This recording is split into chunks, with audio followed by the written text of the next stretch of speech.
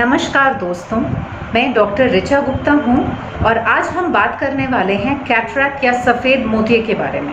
यह क्या बीमारी होती है, इसके लक्षण क्या हैं, रिस्क फैक्टर्स क्या हैं और इसका उपचार क्या है। कैटरैक्ट के लिए ऑपरेशन एक बहुत ही कॉमन सर्जरी है और अगर इसके बारे में हम जानें और प्रिकॉशंस लें तो इसका आउटपुट बेस्ट हो सकता है।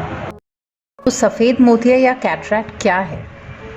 सफ़ेद मोतिया आँखों की एक ऐसी कंडीशन है जिसमें आँखों का प्राकृतिक पारदर्शी लेंस सफ़ेद होने लगता है और इसी कारण से हमारी दृष्टि में धुंधलापन आने लगता है। आइए जानें कैसे। हमारी आँखों को देखने में जो स्ट्रक्चर्स मदद करती हैं वे हैं cornea, lens, retina, optic nerve या आँखों की तंत्रिका और फाइनली हमारे दिमाग का वह हिस्सा जो आँखों से जुड़ा है। नॉर्मल स्थिति में हमारी आँखों में एक प्राकृतिक लेंस होता है जो बिल्कुल पारदर्शी या ट्रांसपेरेंट होता है, सफ़ेद शीशे की तरह। यह एक थैली में रहता है जिसे कैप्सुलर बैग कहते हैं और ज़ोन्यूल्स की मदद से अपनी जगह पर टिका रहता है। एक स्वस्थ आँख में रोशनी की किरणें लेंस से होते हुए पर्दे या रेटिना पर पड़ती हैं और ऑप्टिक नर्व द्वारा ब्रेन या दिमाग तक जाती हैं। कैटरैक्ट में ये किरणें एक तो आंखों में कम प्रवेश करती हैं और दूसरी आंखों के अंदर छितर जाती हैं, जिससे देखने में धुंधलापन आ जाता है और हमें चीजें साफ नहीं दिखती। कैटरैक्ट के ऑपरेशन में इस मैले लेंस को निकालकर इस बैग या थैली में एक क्लियर आर्टिफिशियल लेंस बिठा दिया जाता है। अब देखते हैं आंखों में सफेद मोतिये बिंद के लक्षण क्या होते हैं। सबसे प्रमुख होता है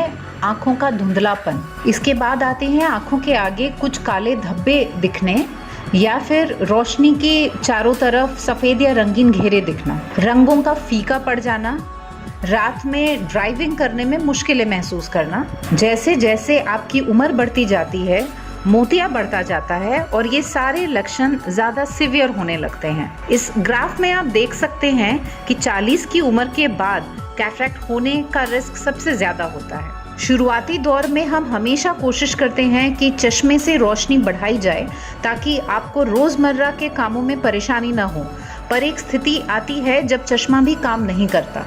अक्सर मरीज़ ये पूछते हैं कि क्या उन्हें कैटरैक्ट होने की संभावना है।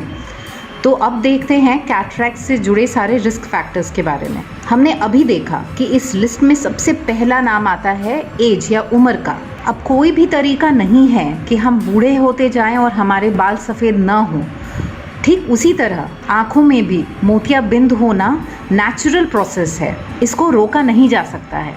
दूसरा, अगर आपके परिवार में कैटरैक्ट अर्ली एज में पाया जाता है तो आपको भी कम उम्र में ही कैटरैक्ट हो सकता है। लगातार पड़ रही आंखों में सूरज की यूवी किरणों से भी ये होता है। पहले कभी आंखों में चोट लगी हुई हो या शुगर या ब्लड प्रेशर हाई हो या अगर आप स्मोकिंग या शराब पीते हैं या किसी भी प्रकार के रेडिएशन जैसे एक्सरे या कैंसर पेशेंट्स में रेडियोथेरेपी के एक्सपोजर में हैं और कुछ दवाइयाँ जैसे स्टीरॉइड्स से भी कैटरैक्ट जल्दी होता है। अगर आप में ऐसा कोई लक्षण हो या कोई रिस्क फैक्टर हो तो तुरंत अपने आई डॉक्टर से मिलें और आँखों की पूरी जांच कराएं, जिसमें शामिल है slit lamp examination, vision testing और पुतली फैलाकर लेंस एवं पर्दे की जांच। अब आप पूछेंगे मोतिये बिंद का ट्रीटमेंट क्या है, इसका इलाज क्या है। तो इसे केवल और केवल ऑपरेशन के द्वारा ही हटाया जा सकता है और इसकी जगह पर एक कृत्रिम या आर्टिफिशियल लेंस डाला जाता है। शोध कार्य चल रहे हैं पर अभी ऐसी कोई दवा नहीं बनी है जिससे हम मोतिये को आंखों के अंदर ही ख़त्म कर सकें। ऑपरेशन के लिए अप्रोप्रिएट या कन्वीनियंट टाइम और डेट आपके डॉक्टर आपको बताएंगे। कैटरैक्ट का ऑपरेशन एक डे केयर प्रोसीजर है जिसमें आपको ऑपरेशन के 1 से 2 घंटे के बाद घर भेज दिया जाता है। यह एक दूरबीन के द्वारा किया जाता है जिसमें अल्ट्रासाउंड एनर्जी या लेज़र का इस्तेमाल होता है। आँखों को सुन्न करने के मोस्टली 2 तरीके होते हैं, या तो इंजेक्शन या फिर डालने की दवा द्वारा आँख को सुन्न किया जाता है। अगर आँखों में कोई कॉम्प्लिकेशन ऑलरेडी है जैसे चोट लगी हुई आँख हो या मोतिये की थैली कमज़ोर हो या पुतली छोटी हो या कोई हार्ड कैटरैक्ट हो तो उसमें इंजेक्शन ही दिया जाता है। ऑपरेशन के द्वारा कुछ शार्प या तीखे औजारों का इस्तेमाल किया जाता है जिससे आँख में प्रवेश किया जाता है।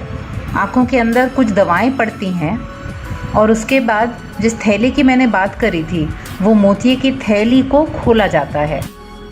इसके बाद मोतिये को लेज़र या अल्ट्रासाउंड एनर्जी द्वारा छोटे टुकड़ों में कर आँखों के अंदर से हटाया जाता है। थैली साफ की जाती है और उसी थैली के अंदर एक आर्टिफिशियल लेंस बिठाया जाता है। पूरा प्रोसीजर 10 से 30 मिनट के अंदर हो जाता है और निर्भर करता है कि कैटरैक्ट कितना हार्ड है। इसीलिए आजकल मोतिये को पकने के पहले ही निकालने में भलाई है, क्योंकि पत्थर जितना सख्त होगा उसे तोड़ने में उतनी ही मेहनत लगेगी।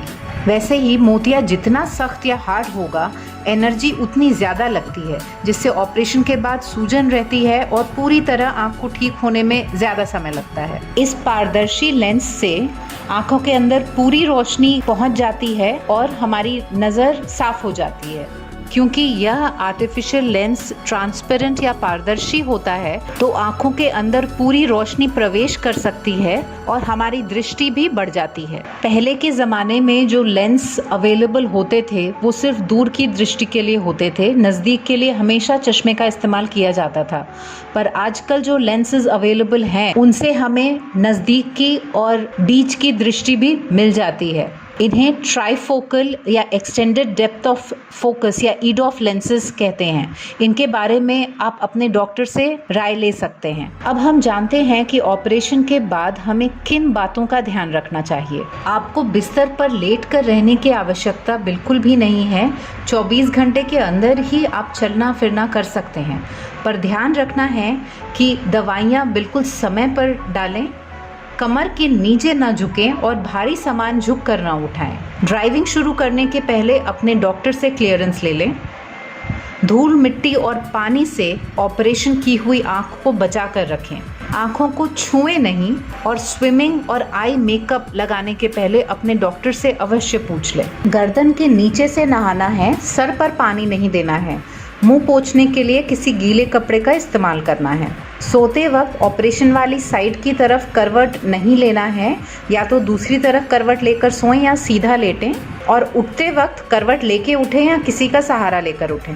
इन बातों का ध्यान कम से कम 1 हफ्ते रखना है और इन परहेजों को खत्म करने के पहले अपने डॉक्टर की राय अवश्य ले लें। तो सबसे ज़रूरी बातें मैं फिर से दोहरा रही हूँ। समय पर उचित आई ड्रॉप्स के इस्तेमाल से, ऑपरेशन के बाद की सावधानियाँ बरतने से और नियमित तौर पर अपने डॉक्टर के पास जाते रहने से ऑपरेशन के नतीजे अच्छे आने की संभावना ज़्यादा होती है।